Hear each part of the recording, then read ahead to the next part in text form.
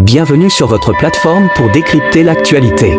Plongez au cœur des grands débats politiques, sociaux, économiques et culturels qui façonnent notre monde. Salut à toutes et à tous, j'espère que vous allez super bien. Il y a un contenu que j'ai publié sur ma chaîne la dernière fois, contenu d'Egouti Béhanzin, qui reprochait aux dirigeants maliens de ne pas autoriser une marche pour la libération du Congo. Et en voyant dans les commentaires, vraiment ça a chauffé. Les gens n'étaient pas du tout, plus de 90% n'étaient pas du tout d'accord avec M. Egouti Béhanzin. Alors aujourd'hui, je suis tombé sur une vidéo d'un Sénégalais qui s'appelle Yela, qui a vraiment corrigé ce monsieur, disant que son pays, le Togo, est là. Il est en train de critiquer un dirigeant panafricain qui n'est pas panafricain, patati panana. Alors, mesdames et messieurs, je vais vous laisser suivre cette vidéo et vous allez me dire en commentaire ce que vous pensez. On est ensemble. Monsieur Egouti Béhanzin, vous ne pouvez pas vous donner le nom de panafricain et prôner le panafricanisme alors que vous n'êtes même pas capable de faire des combats concernant votre pays d'origine. Vous manquez de respect aux dirigeants maliens alors que les dirigeants maliens, ce qu'ils ont pu faire en 1-2 ans, vous n'avez pas pu le faire depuis 1960. Il y en a marre que le premier qui se lève seulement, qui n'a rien à faire, va mettre des bagues et essayer de se faire passer pour un expert de la géopolitique ouest-africaine. Vous n'êtes pas un expert, vous ne connaissez pas la géopolitique africaine. Et avant de venir prôner le panafricanisme, il faut déjà prouver dans son pays d'origine. Faites des combats dans votre pays d'origine. Prouvez dans votre pays d'origine avant de vouloir venir faire un combat pour un pays dont vous n'êtes pas un enfant. Vous manquez de respect aux dirigeants maliens pour le compte du Congo, alors que tu n'es ni Congolais, tu n'es ni Malien. Cela s'est ramené de la division. Tu es Togolais et chez toi, actuellement le Togo est l'un des pires pays en Afrique de l'Ouest. Si toi tu étais un minimum panafricain, tu ne parlerais que de ton pays. Là où actuellement il y a eu plus de 4 coups d'état pour mettre le pygmée national au pouvoir. En mars 2024, c'est juste l'année dernière, coup d'état constitutionnel dans ton pays. Actuellement tu devrais être au Togo dans la rue avec les jeunes pour vous battre. Parce que la constitution togolaise vous dit, quiconque brave la constitution vous donne l'autorisation de vous rébeller. Alors à cette heure-ci, toi tu devrais être au Togo dans les rues pour pouvoir instaurer la démocratie au Togo. Mais au lieu de ça, tu parles du Congo. C'est même pas logique. Je me demande où est-ce que vous étiez en 2005 quand la famille Faure Gnassingbé était en train de prolonger leur pouvoir illégalement au Togo. Je me demande où est-ce que vous étiez quand en avril 2024 le pouvoir dictatorial de faible Gnassingbé au Togo était en train de braver la constitution en réprimant la population et en emprisonnant DMK, un de vos leaders d'opposition, je pense. En septembre 2024, où étiez-vous quand ce même pouvoir dictatorial qu'il y a dans ton pays mettait une grosse répression contre les journalistes de ton pays? Tu ne faisais pas le buzz comme ça. Tu attends quoi pour parler du Togo qui est 102e sur 147 des pays les plus corrompus au monde? Les richesses sont détournées par une minorité alors que la majorité est en train de crever de faim. Tu étais où quand le budget du Togo a été adopté en seulement 10 jours au lieu de 45 jours, sans débat ni présence de personne? Tout ça à huis clos. Les secteurs de la santé sont sous-financés alors que le ministère des Affaires étrangères reçoit 19 milliards de plus, 19,6 milliards de plus que le secteur de la santé. Incompréhensible. Ton pays était une espèce de cauchemar éveillé. Mais c'est toi qui as la bouche sur le Congo, en voulant mélanger le Congo et le Mali. J'espère que vous avez des arguments solides parce qu'on en a tellement contre vous. La pression fiscale qu'il y a au Togo est en train de rendre fou tous les enfants togolais. 15% seulement des recettes fiscales. Et tous les experts qui s'y connaissent savent très bien que c'est très en dessous du standard régional. Dans un pays comme le Togo qui est extrêmement riche, le seul hôpital fonctionnel se trouve à Lomé et encore cet hôpital-là est complètement du n'importe quoi. Et toi tu oses toujours parler du Congo, tu oublies ton pays, mais comment on peut abandonner son propre pays comme ça? En 2024, ton pays, le Togo, a été exclu du programme américain Millennium Challenge Corporation en raison des violations des droits humains. C'est incroyable. Avant de juger le Mali, regardez votre maison, le Togo, la maison de tes ancêtres. Qu'est-ce que vous attendez pour dénoncer et vous battre contre 57 ans de dictature d'une seule famille? Quand on est géré, quand son pays est géré par une seule famille là, on se tait, on ne parle pas avec le Maliba, qui bientôt sera le Malikoura, Inch'Allah. Où est votre combat pour les élections au Togo? Avez-vous oublié que votre constitution a été piétinée en 2024? Un vrai militant se bat d'abord pour sa nation. Si tu es aussi courageux, le Togo a besoin de voix courageuses maintenant.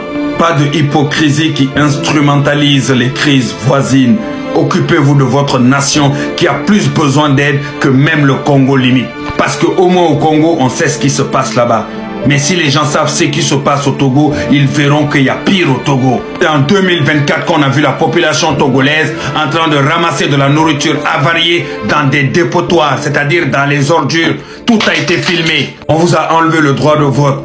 Pas d'hôpitaux corrects pour soigner tes frères et sœurs qui sont obligés d'aller se soigner, soit au Bénin ou soit au Nigeria. Celui qui parle est emprisonné ou assassiné. Vous avez le plus de frères et sœurs qui sont exilés à l'extérieur, actuellement en Afrique de l'Ouest. Donc avant de vouloir parler du Mali ou du Congo, essaye déjà de parler de ton pays qui est le Togo, messieurs. Merci beaucoup. Vive le Mali, vive le Sahel. Camarades des peuples d'Afrique, peuple de Côte d'Ivoire, mes chers frères et sœurs, l'heure est grave. Romagne. Frère, 18 militaires ivoiriens ont été arrêtés hier au Burkina Faso. Je répète ici. 18 militaires ivoiriens ont été arrêtés hier au Burkina Faso sur le territoire burkinabé. Frère, qu'est-ce qu'ils sont allés faire là-bas? Pourquoi ils ont été arrêtés? Eh bien, je vous demande ici de suivre cet élément vidéo. Après, bien entendu, comme il sait très bien le faire, bon, on va aisément décortiquer. Donc, chers camarades peu d'Afrique, on est parti. On écoute cette vidéo.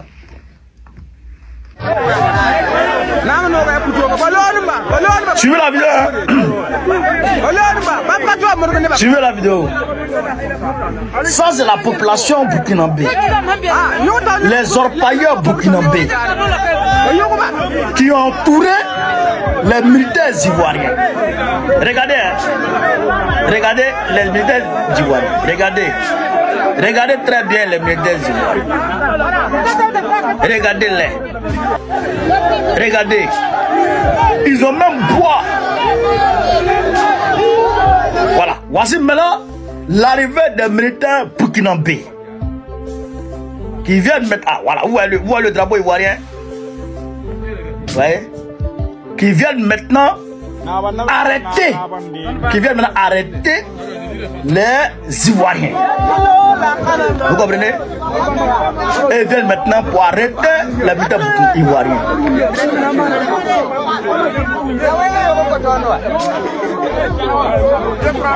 Vous voyez? Vous voyez? Voilà. Donc, je vous explique maintenant clairement ce qui s'est passé. En réalité, ces gens que vous voyez qui ont pris bois et qui ont entouré les militaires ivoiriens là sont en réalité des orpailleurs burkinabés sur le territoire burkinabé. Vous comprenez? Donc on ne sait pas dans quel coup des militaires ivoiriens se lèvent pour entrer sur le territoire burkinabé et pour essayer d'aller mettre au pas ces orpailleurs burkinabés sur le territoire burkinabé en train d'extraire l'or du Burkina Faso. Parce que c'est une zone frontalière avec la Côte d'Ivoire. Donc, qu'est-ce qui se passe? Eux, ils ont l'habitude de le faire. Parce que c'est des gens qui s'aventurent, c'est que d'ailleurs ils l'ont déjà fait. Vous vous rappelez les deux gendarmes qui avaient été arrêtés, je crois, en 2022-2023. Eh bien, ces gendarmes, il a été dit que ces gendarmes poursuivaient des orpailleurs et ils sont retrouvés sur le territoire burkinabé avec leurs équipements armés, ce qui est déjà interdit. On ne peut pas rentrer sur un territoire avec les armes. En tant que militaire, tu n'as pas le droit de traverser la frontière d'un autre pays pour entrer dans un autre pays avec tes équipements militaires, avec les armes. Tu n'as pas le droit. Donc, comme sous Roch-Kaboré, pendant que cette zone frontalière était, on va dire, sous le contrôle exclusif des terreaux, alors, étant donné d'ailleurs que les terreaux qui contrôlaient cette zone étaient amis et sont toujours amis aux militaires ivoiriens, c'est pas moi qui le dis, c'est Wassim Nas qui l'a dit. Les militaires ivoiriens et les terreaux ne se touchent pas. Donc, étant donné qu'ils étaient amis, alors les militaires ivoiriens partaient prendre leurs droits, avec ces orpailleurs. Donc maintenant que la situation a changé et que ces ordres-là sont maintenant tombés sous l'autorité de l'État, c'est-à-dire le régime d'Ibrahim Traoré, les orpailleurs savent maintenant qu'ils n'ont de compte à rendre qu'à Ibrahim Traoré et son régime. Alors, quand les Ivoiriens sont arrivés, se disant qu'ils pouvaient qu'ils pouvaient établir toujours leurs lois, comme ils le faisaient auparavant avec leurs amis terreaux, la population burkinabé s'est insurgée et a dit niet. Vous les voyez comme ça là, ils ne sont pas armés, mais les militaires ivoiriens étaient armés. Et ils étaient au nombre de 18. Et ils les ont entourés pour leur dire, ils n'ont qu'à faire ce qu'ils veulent faire. Et ils ont laissé les militaires burkinabés finir. Est-ce que vous comprenez? Très bien, chers camarades. Est-ce que vous comprenez? Je récapitule pour que vous puissiez comprendre. Hier, depuis 2014, depuis la chute de Blaise Compaoré, les terroristes ont commencé à frapper au Burkina Faso. Donc les terroristes ont établi un contrôle exclusif sur cette zone frontalière avec la Côte d'Ivoire. Ils commettent des exactions sur le territoire burkinabé, mais de l'autre côté de la frontière ivoirienne, ils ne font rien. Ils sont amis avec les militaires ivoiriens. Wassim Nas, il a dit. Alors maintenant, Roch-Kaboré arrive, il n'arrive pas. Damiba arrive, il n'arrive pas. Ibrahim Traoré arrive et Ibrahim Traoré arrive à chasser les terreaux de cette zone. Et il établit des bases militaires burkinabés dans des détachements militaires burkinabés dans ces zones. Donc maintenant, les employés se disent, ah, Dieu merci, maintenant, on a de comptes à rendre dans Ibrahim Traoré et son régime. Donc les militaires qui sont là.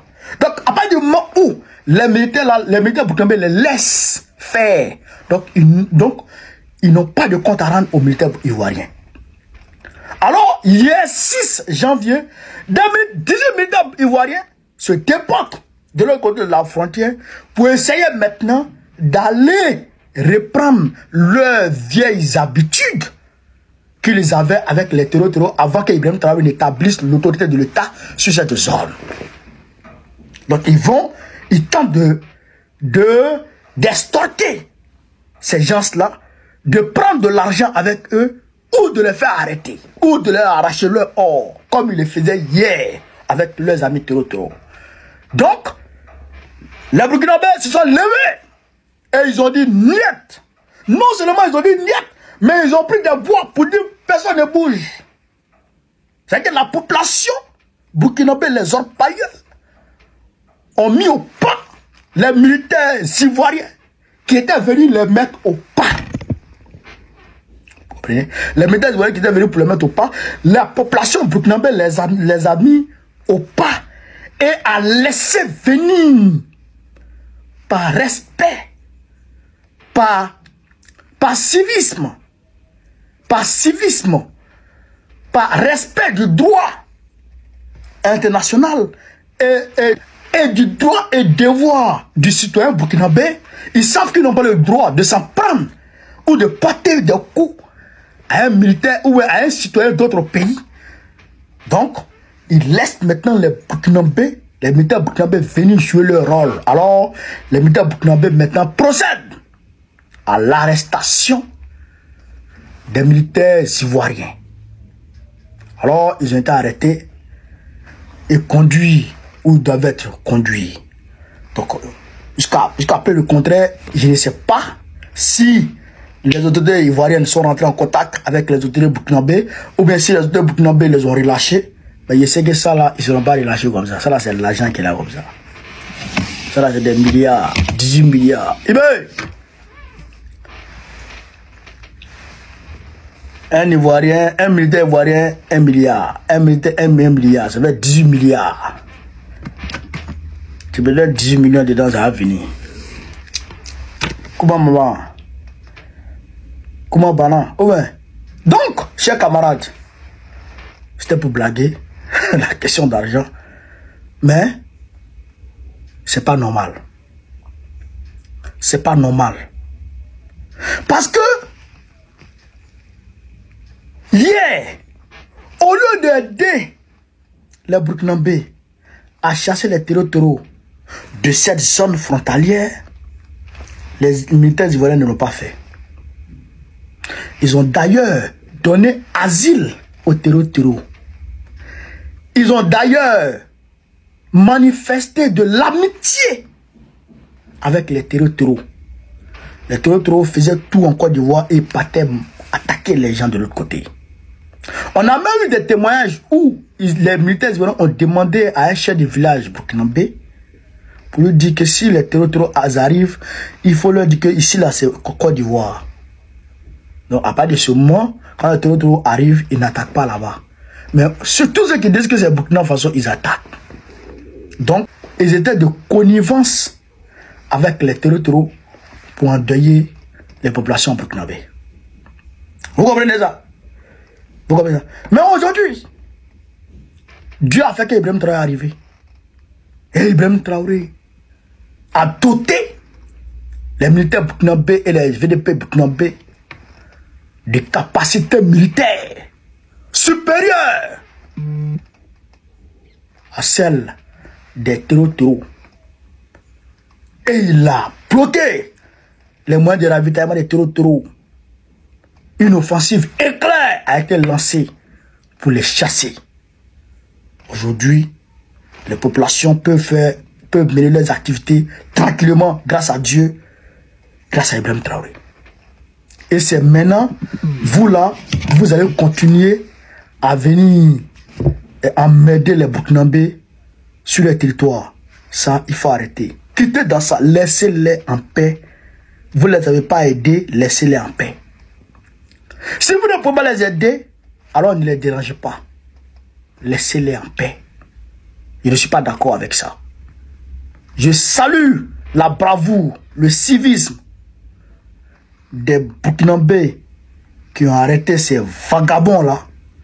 Et je salue aussi la promptitude avec laquelle, eh bien, les militaires burkinabés sont allés arrêter ces vagabonds. Je pense que avec cette arrestation, ça va cesser. Si ça ne cesse pas, il faut que Ibrahim Traoré prenne d'autres dispositions. Sinon, il y aura moins.